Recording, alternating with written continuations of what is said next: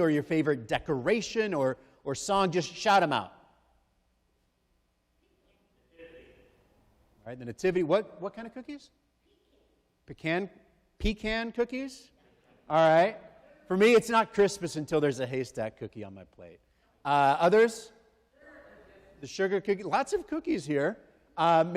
So, as I was talking with some other people, I've heard, the angel that's on top of the Christmas tree or Christmas lights displays, the nativity, whatever. So everybody think about your own. Your own favorite Christmas thing, decoration, food, custom, whatever it may be. And just hold that in mind. We're going to come back to that in a little bit.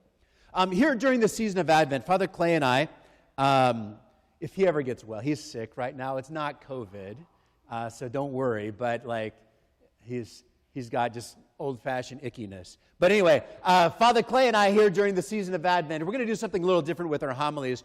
We're not going to stay so close to the readings of the day, but rather focus more on just the season and getting ready for Christmas and focusing on just answering the question, why did Jesus come? What's it all about?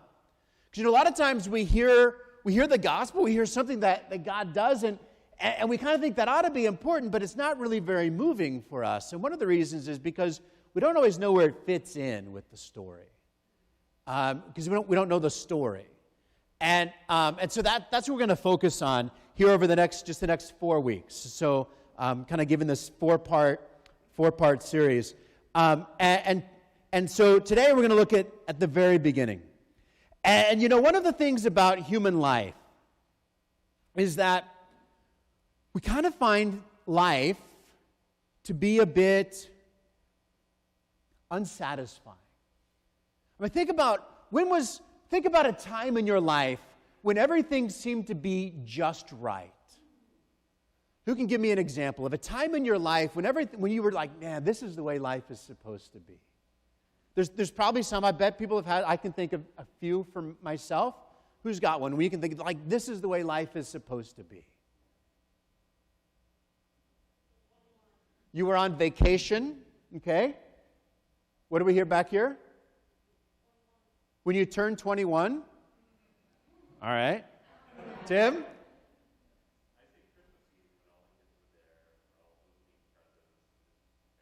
All right, yeah, Christmas Eve, like last year or a particular year? Okay, so last year, Christmas Eve. Anybody else? When you got married? Oh, that's nice. When your child was born? Last night, the first person I called was when my son was born, and everybody's like, "Oh, that ruined it," because that's way cooler than what I was going to say. Right? So we have some of those, but they're kind of few and far between. Right? I mean, Christmas Eve, that's been almost a year since life was right. When your child was born, that was 20 plus years ago. I mean, that's a long time, right?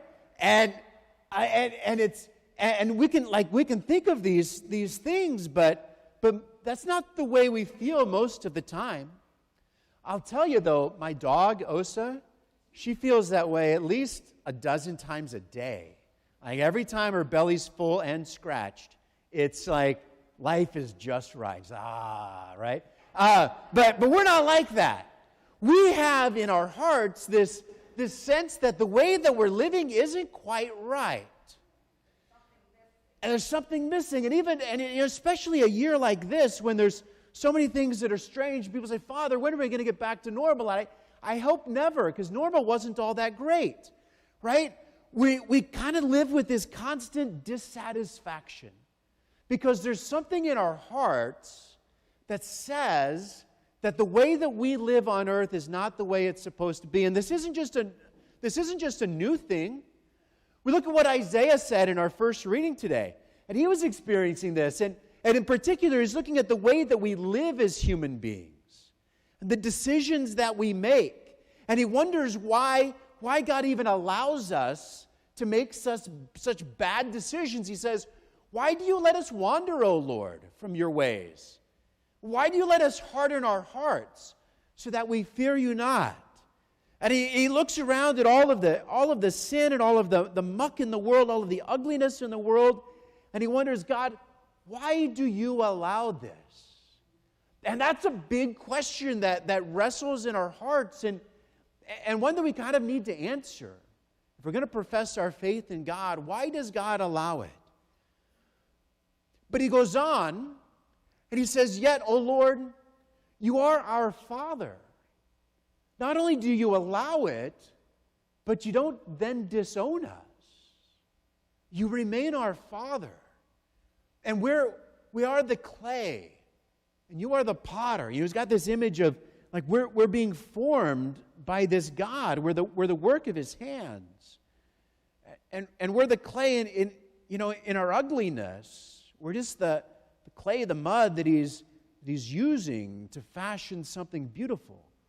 But we've got a sense in our hearts that we don't really need revelation to teach us. I think everybody experiences it. We don't really need revelation to teach us that our life isn't quite right, that it's not the way it's supposed to be. And when we look at Revelation, it teaches us the same thing. And Isaiah is pointing us to that being created by God. And we can look at the stories of creation that are in the Bible in the beginning of the book of Genesis. And it became really fashionable the last half of the last century to do what's called comparative studies when it comes to religion. To look at, this is what Catholics believe, and this is what Jews believe, and this is what Hindus believe, and this is what the ancient Sumerians believed, and this is what all these different people believe, and look for the similarities. And look for the similarities in their stories, and indeed there are a lot. The stories that are there in the book of Genesis, they don't just come out of nowhere. There are story structures, elements, especially the stories of creation, elements that seem to have come from older stories, from older civilizations before God called Abraham, and even some particular phrases that seem to have been borrowed from another story. And there was a movement to say, look, they're all kind of the same. It's just kind of people coming up with ways to talk about how the world got here, and they're all just kind of the same. But when you see that there are some things that are similar on the outside, yet the author has changed some very specific things, well, those things become really important.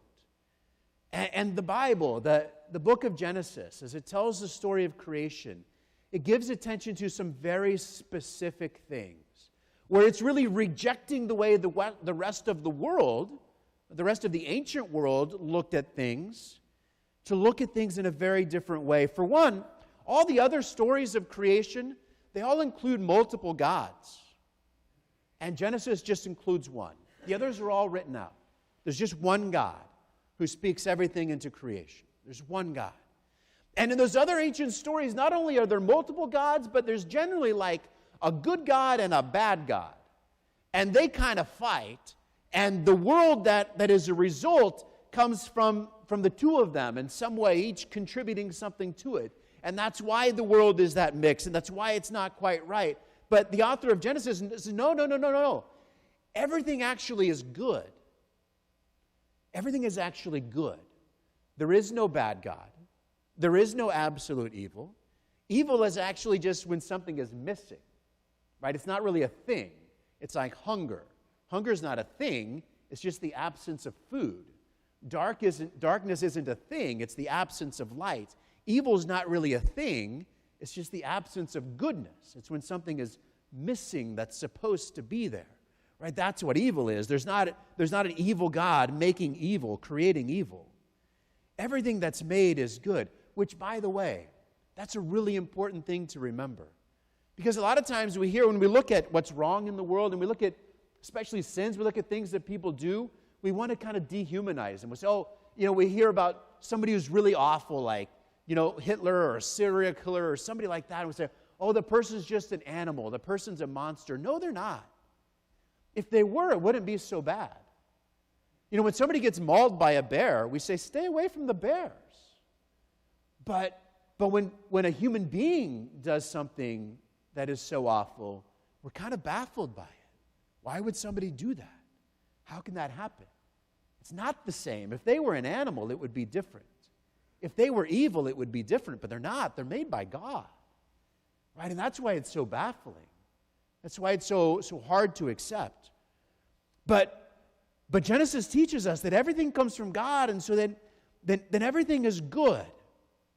And it gets fallen. We'll talk about that in the future, but at its root, everything is good. And that includes you.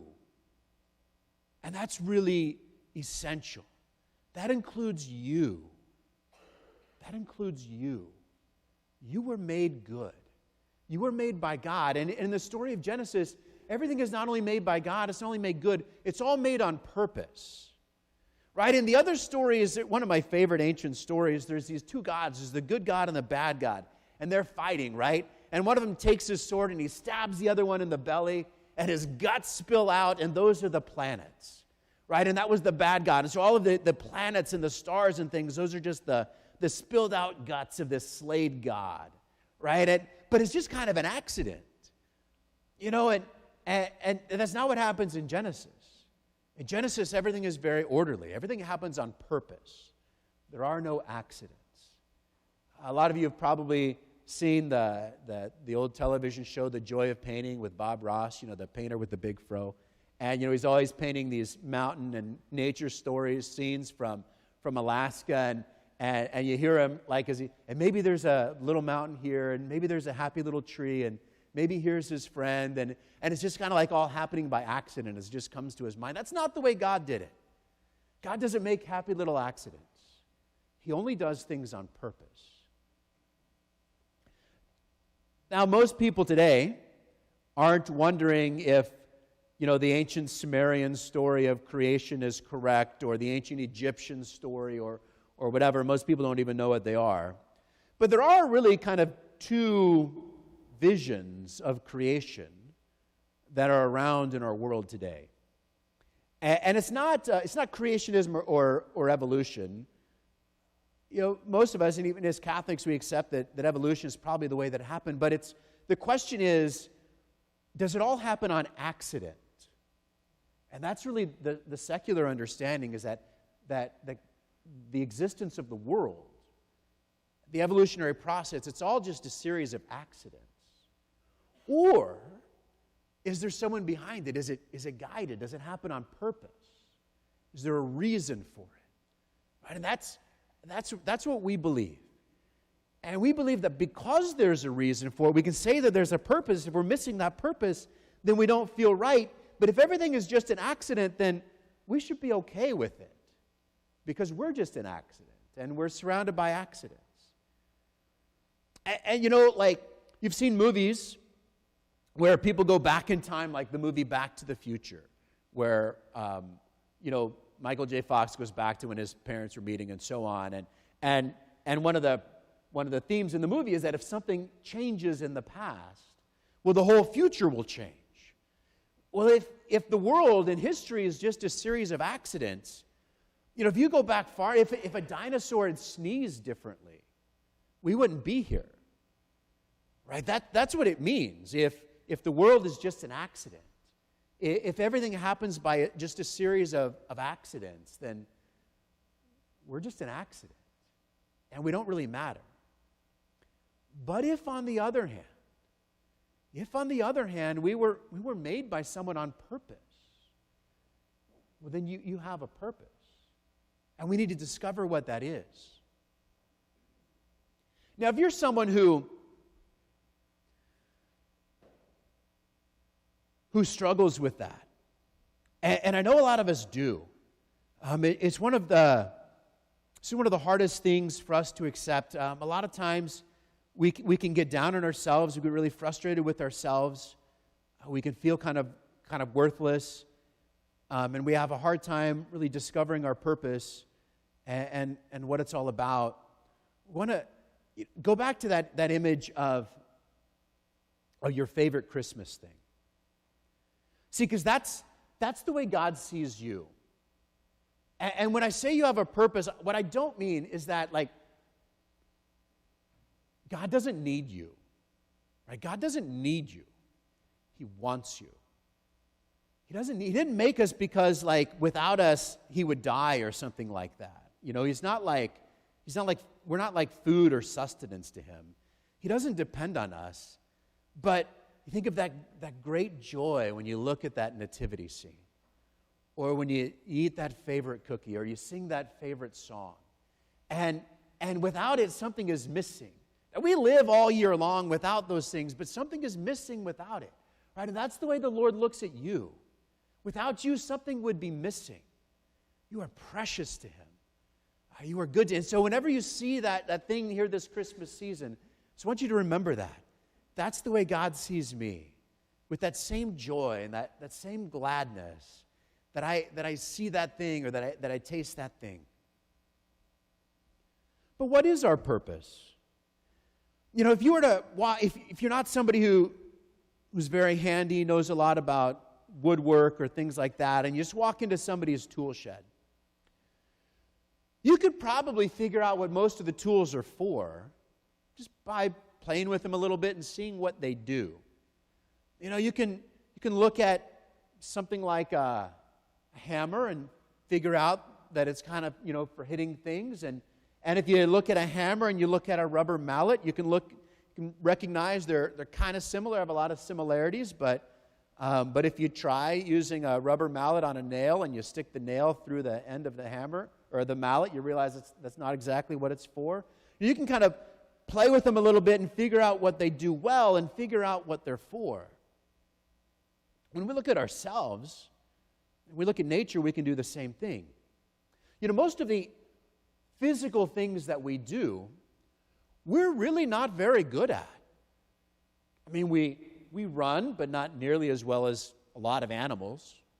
We can pick stuff up, but not as well as even an elephant with his trunk. They can all lift more than we can lift. We can do a lot of stuff, but we're really not very good at it. I mean, we can build houses, and we think we're really great at it because we make skyscrapers, but you all by yourself couldn't. And if you were out in the woods and you needed to build a shelter, you could probably make something that would last a week or so, but a beaver or a bird in a day can make one that's going to last a year. Right? We're not very good at any of those things. What is it that we are good at? Well, compared to the animals, you know, I take my dog out for rosary walks, and we go and take a walk around the neighborhood and pray the rosary. Well, she doesn't pray the rosary because she doesn't have thumbs, so she can't move the bead. that sounds so stupid. Because it's not her lack of thumbs that keeps her from praying. She can't even imagine what I'm doing. She just thinks we're out looking for cats and squirrels. And if the speaker's on in the rectory, she just ran to the window to look for him. Right? Like she can't imagine spiritual things. She can't even she can't even imagine that there is a being that dwells inside of my heart. She could never know that. She can't pray. We alone can do that. We alone can know about spiritual realities like love and justice and truth. That's what we're made for. Right? That's what we alone can do. So we can know spiritual realities. And the greatest of those, of course, is God himself. We can know God. We can communicate with God. We can listen to God, and we can speak to God, and we can allow him to speak to us. We can know him intimately. That's our purpose. Everything else that we do is just keeping us around so we can do that. So we can come into communion with God, so we can come into communion with one another. So we can love God and love our neighbor. That's our purpose.